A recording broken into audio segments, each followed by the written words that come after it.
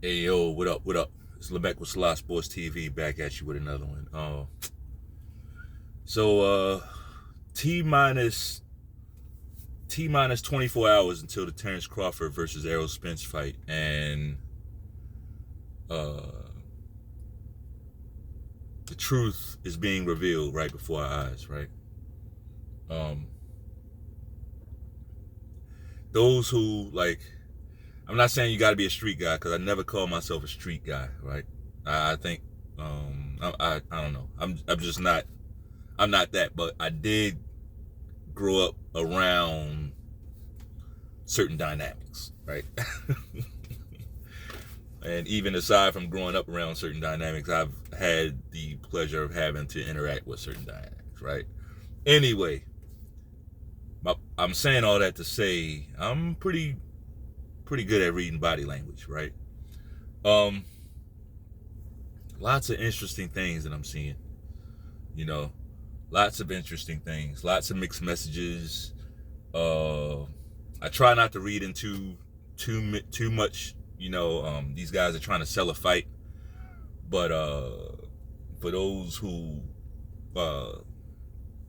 don't know, or those who do, maybe if you saw that press conference yesterday, which was the final press conference, very, very explosive, right? Very, very telling. Now, we remember that first press conference, right? Errol Spence, he comes out, he has specs on, his suspenders and shit, right? Looking real big and strong. That's all we kept hearing. Real big and strong. How did he look yesterday? How did he look yesterday, right? You really don't have to guess because he's really, every chance he gets, every chance Errol Spence gets, he's coming out and telling you about his weight struggles, right? How he's drained and how this and that. And like, right before the fight, these are the things that we're hearing. Last week it was break him like Kuta Kinte, right? Now it's training camp hasn't ran fine. Sucked in, right? Very interesting, very interesting. But before I go in on any type of fight breakdown or prediction or anything, I really just I want to talk to these diehard Errol Spence fans. I'm not talking about boxing fans who happen to like Errol Spence. That's regular shit. That's fine, right? If you're a boxing fan, you can it's about styles anyway. You can like whoever the fuck you want to like, right? That's fine. But it's these Errol Spence fans. It's like if it wasn't for Errol Spence, they wouldn't even be around the sport. They'd probably be just regular Dallas Cowboys fans or whatever the fuck, right? These Errol Spence fans are way out of control, bro. I said that. I've been saying that for a couple years now. When Errol Spence has a fight and Terence Crawford is in attendance, right? And Terence Crawford is ready to do what fighters do. That's what fighters do. They go to the fights of their opposition. When the fight's over, they get in the ring, right? They get in the ring and challenge the fighter. That's what everybody does. But for some reason, this particular fan base, and I don't care if this sounds like I'm biased. I'm not biased. I don't care. But one thing I'm not going to do is put blinders on and act like I don't see a fan base acting toxic as fuck. I'm not going to do that. Like they putting it out there on Front Street.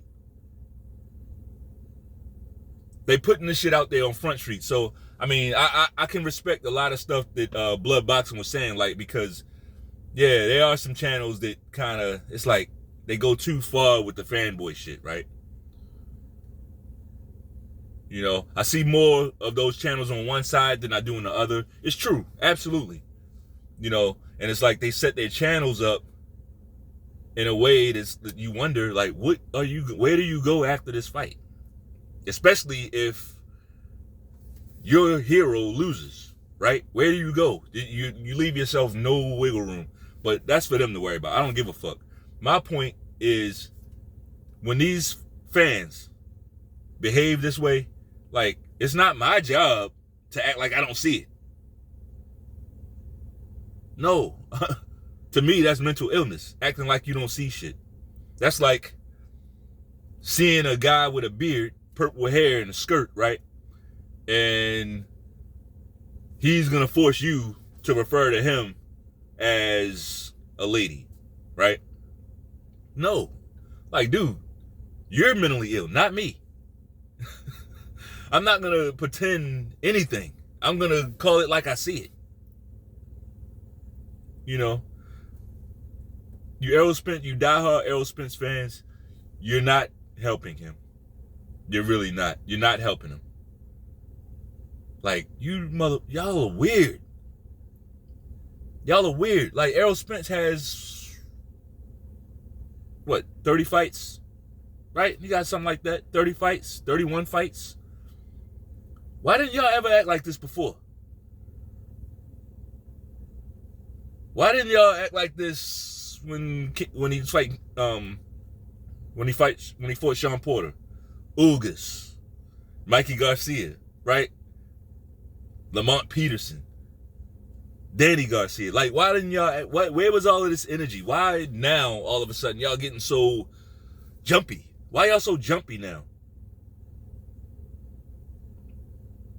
Going back to what I was saying, Terence Crawford is at, I think it was the Danny Garcia fight. He's ready to jump into the ring to challenge Errol Spence. And you got Errol Spence's fanboys surrounding him, stopping him from getting into the ring. Like, what the fuck is that? What is that? These guys, you know these guys get paid to fight, right? They literally get paid to fight. Why didn't y'all surround Manny Pacquiao? Right? Why didn't y'all surround him? And Errol Spence, like, they was all for that. Yeah, Manny Pacquiao, come here, man. Come here. He want to call out the old man. Y'all didn't stop Pacquiao from getting in the ring. Y'all didn't stop Danny Garcia from getting in the ring. Y'all don't stop Sean Porter from getting in the ring. Y'all don't stop nobody else from getting in the ring. But when it's Terence Crawford, now it's like you trying to put a halt to the fight. Some cocksucker in the crowd, man. I wish we got to get this guy's name, man. We got to find out who this is. Like this motherfucker, man. He like, I don't like that shit. This motherfucker's out of control. Whoever that was is out of control.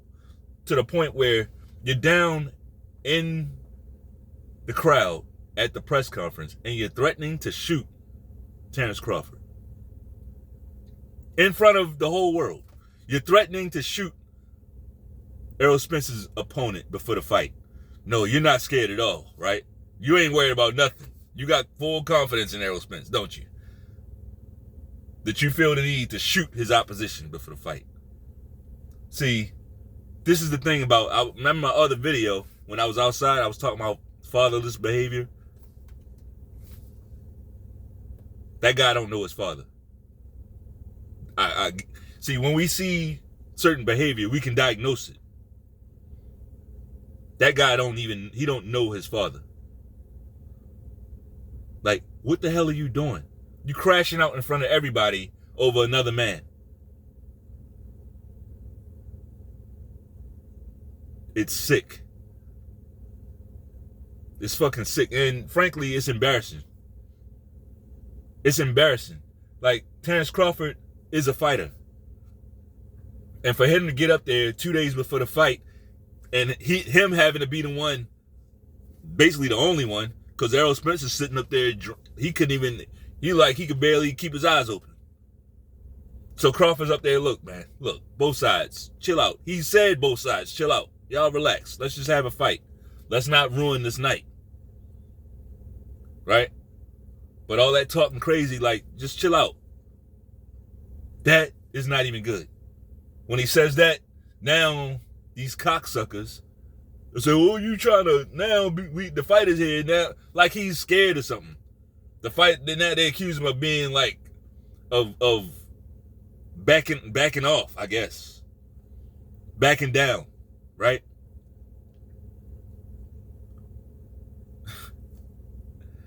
Backing down. Like, the fight is in 2 days, motherfucker. What is he backing? Is he pulling out of the fight? What is he backing down from? He telling you to chill the fuck out. It's embarrassing.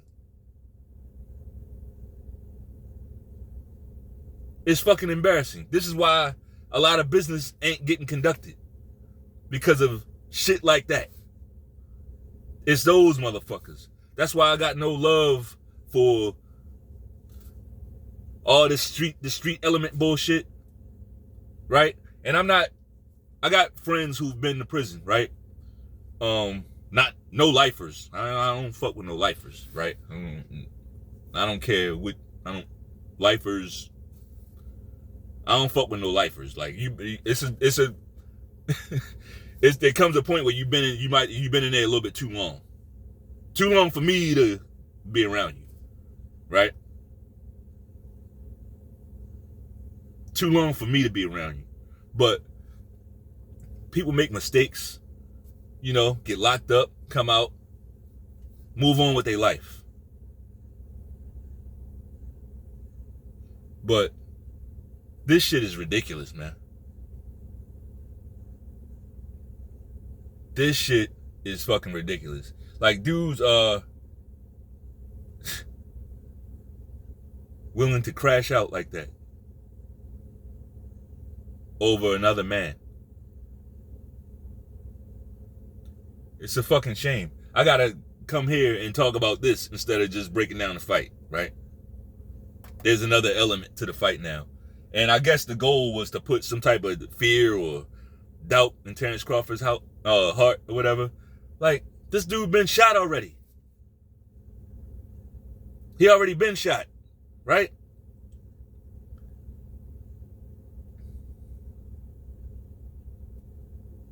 It's sad. It's really sad. So now it keeps going on and on. Now Crawford is out of character. Now I ain't gonna say out of character. Now he's fucking pissed off and barking back, calling the dude bitch nigga, you ain't gonna do nothing, all that. It's a bad look. It's a bad look.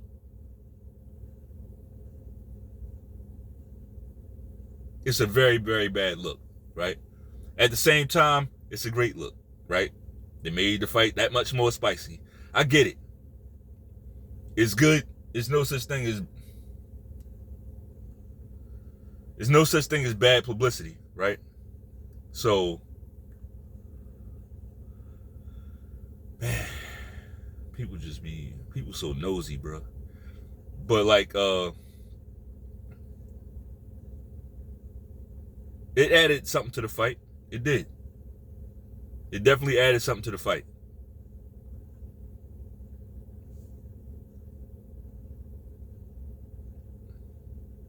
It's interesting. How did Errol Spence look to y'all? How did he look? How did he sound? What's up with this motherfucker's voice? Is he having like a second childhood? Is he going through like puberty or some shit?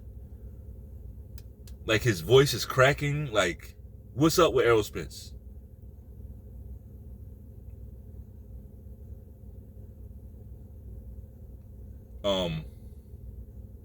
Honestly, I don't think Crawford should have engaged with that guy.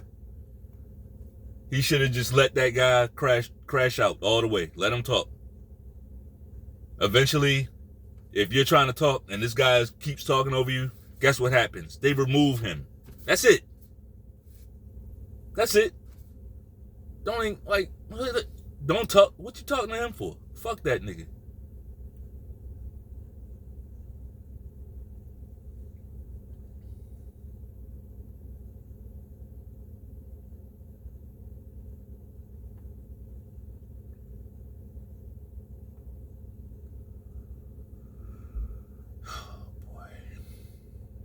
I'm really looking forward to the fight, man. I don't think all the tactics will work. At this point, it's fight time. Like, constantly talking about resumes and he ain't fought nobody and Sean Porter was halfway in all that shit. I don't see what that does for a fighter. Like, you're basically, in your mind, when you say these things, you're downplaying your opponent. So that's what you want to come into the ring with? If anything, I'm just thinking psychology-wise, if anything, you want to play up your opponent. Right? So that you come in the ring with the right mindset. But it's like, they want to constantly be downplaying a guy over his resume. I think their resumes are comparable. I don't think one guy's resume is better if it is, I think Crawford has the better resume. He's been undisputed before, you know. He's been undisputed before, and yeah, like it matters when you fight guys. It matters that you gave a bunch of guys their first loss. It doesn't just simply come down to American names. What the hell has Danny Garcia done at 147? What has Danny Garcia done that makes him, like, not having his name on your resume so great? I like Keith Thurman. I like him. But in the grand scheme of things, what has he done to say, well, you ain't fought this guy, so it's a blip on you, it's a hit on your resume? I don't see that. I don't see it.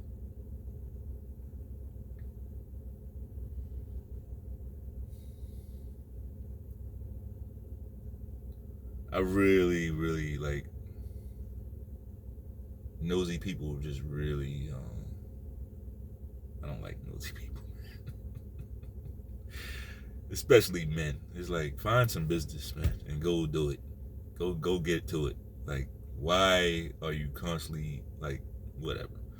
I digress. I don't like what's happened with this fight. I'm going to get into a fight prediction now.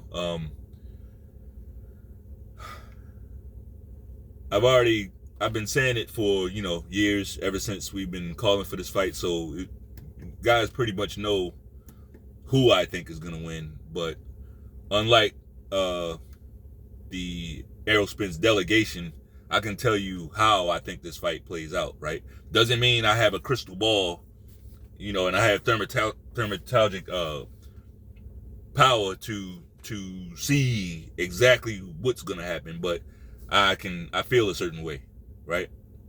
I do, just as I weigh the fighter's skills and ability and where they are right now, I can say how I think this fight goes, right? And personally, what I see is a guy, Errol Spence, who's hung around welterweight way too long, right?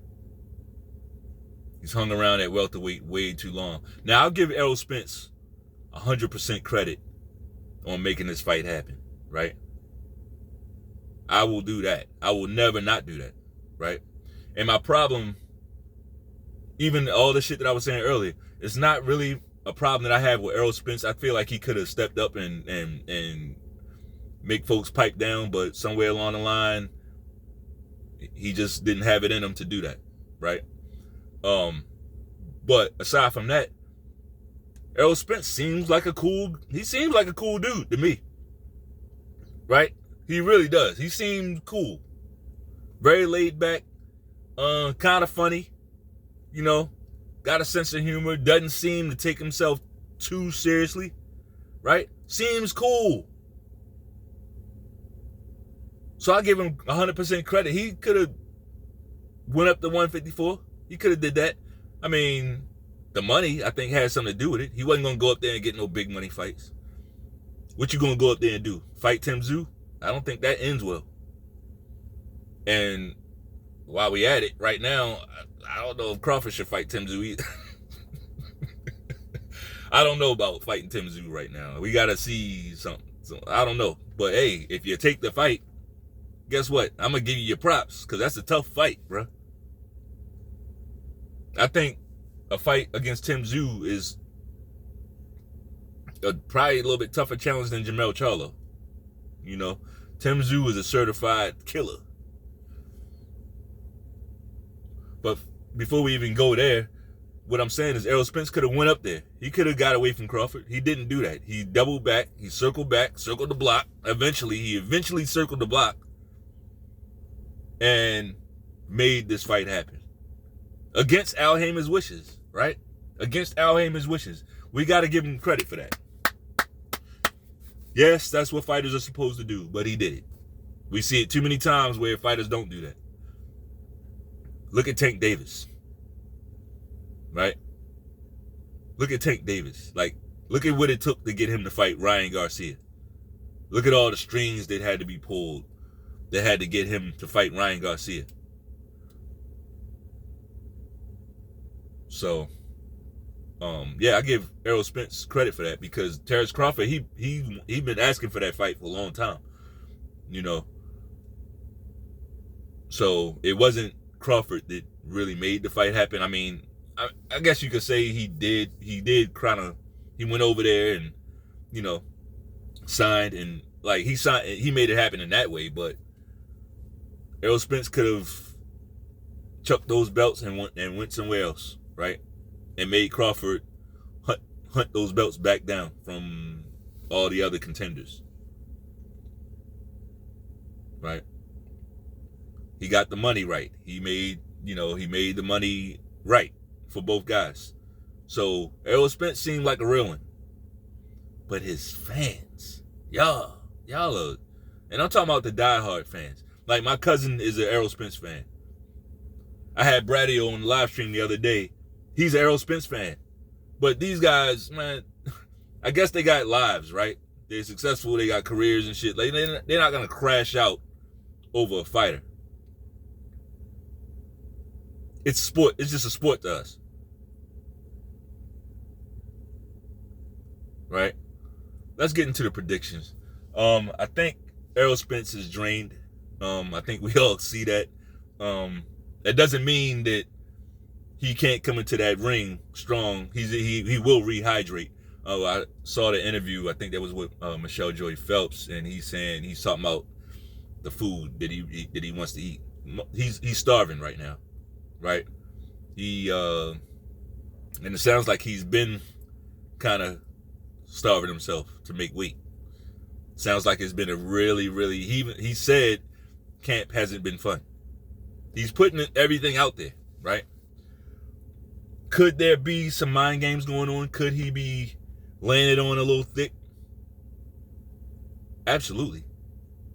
He could be laying it on thick, knowing that he's going to come into that fight feeling great and not have any problems. Is that a possibility? Yeah, it's a possibility. But for me, it doesn't really matter if he comes in drained or, fully hydrated, feeling good and strong. It doesn't matter. I hope he does. The better he feels, the better off it is for me. Right? That's what I want. I don't want him to come in there drained. Hey, that's dangerous. But my point is that it's these styles, man. It's these styles. I told you before, Errol Spence, he can punch, but in order for him to punch you, that hand has to go back first.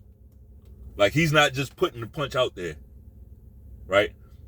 Like, look at how Crawford got Kell Brook out of there. That punch, it was like a jab / hook. We don't know which side when he threw that, because he can switch. The jabs become hooks, right? When he gets in when he sees the shot, he can just throw the shot right there from the elbow. He doesn't have to do this to land, right? That's something that I saw with Errol Spence. And against a guy like Crawford, that's a recipe for disaster. I don't have this fight going the distance.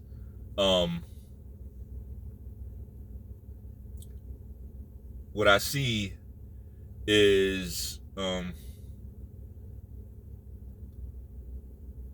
Errol Spence getting caught in between shots, right? I see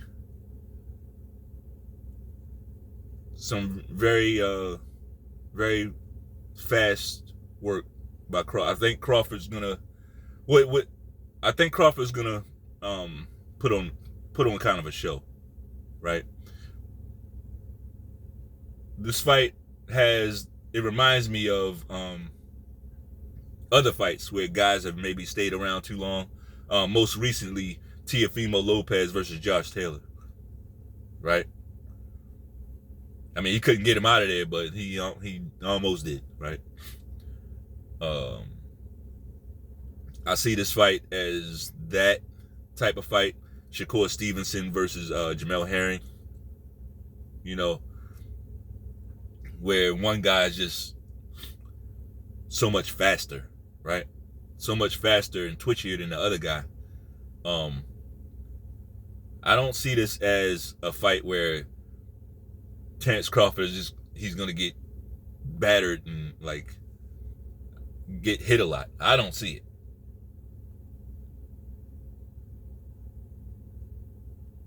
I don't see it. I'm not saying it can't happen. I'm just saying I don't fucking see it. You know,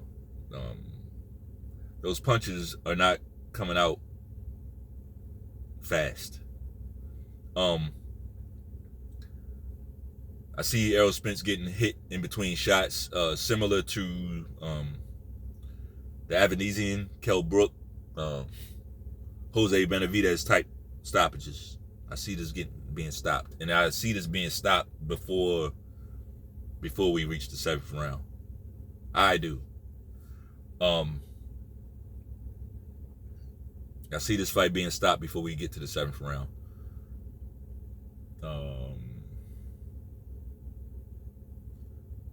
I'll throw this out as far as Crawford. A danger for him is, number one, he has to watch out for the dirty boxing, right? I talked about those dick punches. Like, Errol Spence is not above throwing a bunch of low blows to slow you down, right? He's not above that. And also, Crawford needs to watch out for himself, his own disposition. Can't come into that ring too hot, right? And I think he has good people around him that's gonna, help him stay on the level, right? But you can't come into that ring too hot. You can't come into the ring like, I'm sure he's been thinking about this fight, right? And all the stuff that he wants to do. He's probably got some new wrinkles and new flashy shit that he might want to do. But here's the thing. Take the knockout if it's there. Don't carry this guy. Don't carry him. Sometimes we see guys, like, when they really, really get upset, they have this thing where I'm just going to carry and beat this guy up all fight and then stop him when I get ready. I mean, he could do that, but I say in the fight, right? Don't leave the fight into the judge's hands. I would advise both fighters to go for it. Like, if the stoppage is there, go for it. Easy for me to say. I'm not in the ring getting punched on. But, yeah, I wasn't going to make this, like, long and drawn. Well, as far as the prediction portion of the video, because I just don't think, like Errol Spence said, I see a one-sided ass whipping. I really do. I see a one-sided ass whipping. And, I don't know. The fight's here. I'm really looking forward to it. I'll be watching it from home. And I'll be watching the fight from home. From the comforts of my living room. And I'll be going live. So if you want to come hang out with me, we can watch the fight together. Another thing I'll say by this fight, I shouldn't have to say this, but streaming this fight is socially unacceptable. Right? Streaming this fight is socially unacceptable. We got to get out of this bootlegger mentality. we got to make our dollar stretch a little bit longer by doing business with each other, legit business, good business with each other, right? Like trust between men, it's only gonna return. Like there's no trust between men now because there's no code, right? Guys will sleep with your wife, you know, they'll undercut you in business deals and stuff like that. Like until that changes, we're not gonna have a whole lot of success as far as like collectively. The success will be like it is now, individual here, individual there, maybe, you know, group here, group there. That's fine with me. I'm just saying, like, if we as a people, if we want to get better, we're gonna have to bring the trust back. That's the only way. You know. That's a video for another day. And I'm gonna come with that. I'm gonna come with that video soon. But yeah, man. Hey, y'all just go watch the fight and enjoy the fight. That's it. It's just a fight, man. Stop taking it so personal. The reason why a lot of y'all take this shit personal is because you've been running your mouth all this time, and now the fight's here, and you're scared. I don't know why you're scared. You ain't the one that's about to get punched on. Relax. Fucking relax, man. Yeah, I got Terence Crawford by 5th, 6th round stoppage. Right? It's gonna be some type of hook uppercut. That uppercut will play a factor. That uppercut will be a factor in this fight. It seems like that's something that he's really worked on. And that's a really, really nasty punch that he has for guys who like to run in, right? Just throwing that out there. If you like the video, go ahead and jab your way in on that like button one time. Peace.